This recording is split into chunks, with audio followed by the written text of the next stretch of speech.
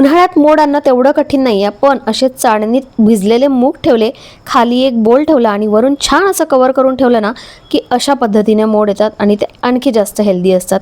आता एक कैरी खूप दिवसापासून फ्रीजमध्ये होती. फायनली मी तिचं असं टेम्पररी लोणचं बनवलं जे 1-2 दिवसात संपणार आहे. आता सुजित आला होता आणि तो आज जाणार पण आहे, म्हणून त्याच्यासाठी ना गरम नाश्ता बनवला. तो आला, एक दिवस कसा गेला रियांशचा, त्याच्या मागे लुडबुड लाडीगोडी लावणं चालू होती, ते सगळं मी मोठ्या व्हिडिओमध्ये शेअर केलेलं आहे. तो गेल्यानंतर मी आईने पाठवलेला हा माझा शिदोरी किंवा पिटारा ओपन केला. यामध्ये नाही म्हटलं त्यांनी बरेचशा गोष्टी पाठवल्या आहेत, त्यासुद्धा मी मोठ्या व्हिडिओमध्ये शेअर केलेला आहे. आणि हेच असतं आईचं प्रेम. म्हटलं चला सरगुंडे आलेच आहे तर आज रस आणि सरगुंडे झाले पाहिजे. मोगऱ्याच्या झाडाला रोज 2 किंवा 3 फुलं निघतात. आता मोगऱ्याला एवढ्या कळ्या आहेत, पण मॅक्सिमम कळ्या त्याच्या गळूनच पडतात. संध्याकाळी थोडं सामान आणण्यासाठी आम्ही रिलायन्समध्ये गेलो आणि आल्यानंतर मला उद्या एका ठिकाणी भेटायला जायचं आहे. म्हटलं चला काहीच घेतलं नाही तर ॲटलिस्ट चॉकलेट तरी घेऊन जाता येईल. आणि असा गेला आजचा दिवस.